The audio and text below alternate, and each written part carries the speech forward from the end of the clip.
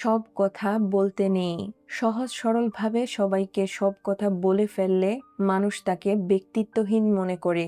এটা চিন্তা করে না যে সে কতটা আপন ভেবে বিশ্বাস করে কথাগুলো বলল। সরলতাকে দুর্বলতা মনে করে তুচ্ছ-তাচ্ছিল্য করে, আবার কখনো সেই কথায় রং ছড়িয়ে তার বিরুদ্ধেই কাজে লাগায়। তখন নিজেকে বড্ড অসহায় লাগে। তাই সবাইকে সব কথা বলতে নেই। মানুষের প্রিয় হতে গেলেও অর্থনৈতিক যোগ্যতা লাগে।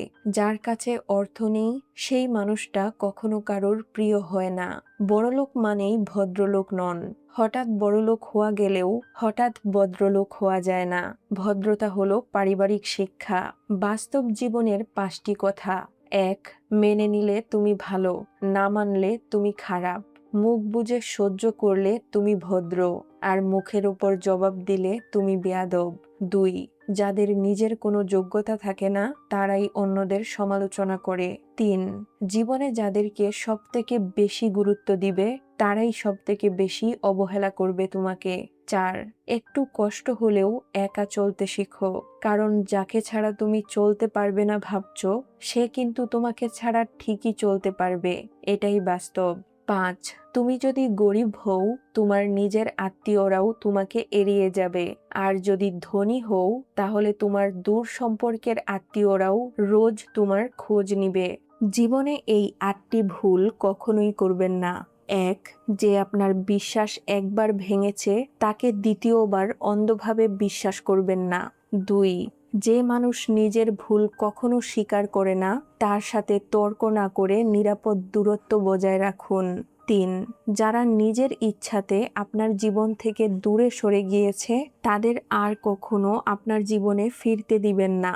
4. যারা আপনাকে গুরুত্ব দেয় না তাদের কাছ থেকে সত্যিকারের ভালোবাসা আশা করবেন না। মনে রাখবেন, অবহেলার বালুচরে কখনো ভালোবাসার পূর্ণতা পাওয়া যায় না। 5. অতিরিক্ত অহংকারী ও স্বার্থপর মানুষের কাছ থেকে কখনো সময় বা গুরুত্ব পাওয়ার আশা করবেন না। 6. অসৎ বা সুবিধাবাদী মানুষের কাছে কখনো গুরুত্বপূর্ণ পরামর্শ চাইতে যাবেন না। 7. মিথ্যাবাদীদের কাছ থেকে কখনো সত্যের আশা করবেন না। 8.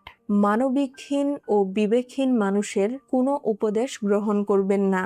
একদিন একটি পাখি মৌমাছিকে প্রশ্ন করলো, এত কঠিন পরিশ্রম করে তোমরা মধু তৈরি করো, কিন্তু মানুষ সেই মধু চুরি করে, তোমাদের কষ্ট হয় না? মৌমাছি উত্তর দিল, না, কষ্ট হয় না, কারণ মানুষ শুধু আমাদের মধুই চুরি করতে পারে, কিন্তু আমাদের কৌশল নয়। ঠিক তেমনি কেউ হয়তো আপনার অর্জিত সম্পদ চুরি করবে, তবে আপনার সত্তা চুরি করতে পারবে না। তাই জীবনের যতবারই কিছু হারাবেন আবার নতুন করে গড়বেন। আপনার সত্তাই আপনার আসল সম্পদ। আপনি কতটা শিক্ষিত তা আপনার ডিগ্রি দেখে নয়, আপনার ব্যবহার দেখেই বোঝা যায়।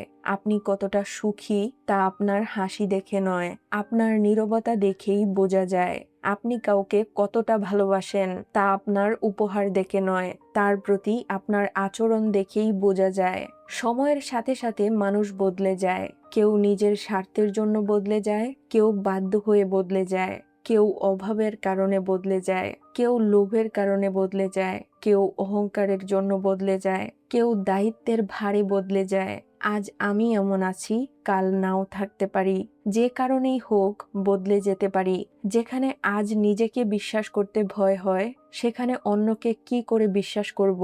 বিশ্বাস করাটাও আজ কাঁচের মতো হয়ে গিয়েছে। একবার ভেঙে গেলে আর জোড়া লাগে না। জীবনে এমন একটা সময় আসে যখন প্রত্যেকটি নিঃশ্বাসই দীর্ঘশ্বাস হয়ে যায়।